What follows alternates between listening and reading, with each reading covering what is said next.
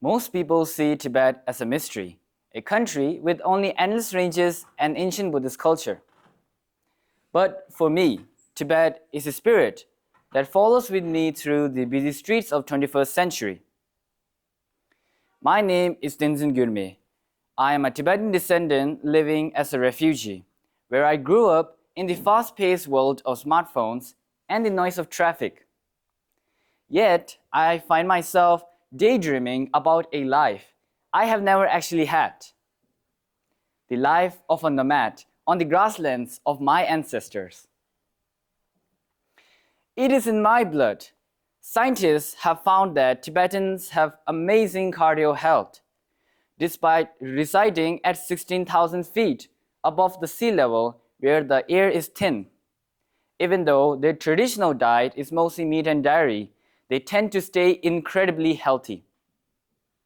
Sometimes I feel like an average person, but I know I come from a line of super athletes. While my friends are busy trying to climb the corporate ladders of the future, I find myself loving the Potala Palace in the capital city of my country and our sacred Mount Kailash. Although it may seem impossible to bridge the gap between me and them, however, my desire remains priceless. Right now, Tibet is changing fast. The government is moving nomads out of their traditional yak hair tents into permanent concrete houses. However, this modernization comes at a high cost. The deep knowledge of the land, like how to keep a soil healthy and how to raise yaks, is not being passed down to my generations. A nomadic life is about a connection to the earth, not living inside a concrete box. It leads me to one final question. Why does a place I have never lived in feel more like home than where I am now? My journey shows that even in a world of technology and cities, the ancient pulse of the grassland still beats inside me. A nomad works with nature, for the nature, and the nature is in danger.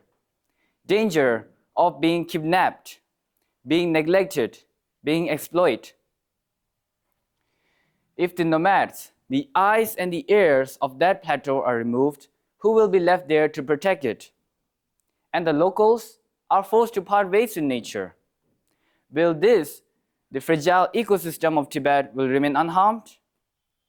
And will it not affect the neighboring states or nation and its people and the global climate in general? In conclusion, we cannot separate the people from its land. My journey so far has taught me that home isn't just a thing on a map, it is a shared memory. And as long as I carry that memory, I am never truly far from Tibet. And as long as we remember where we come from, the spirit of Tibet will never be lost. Thank you.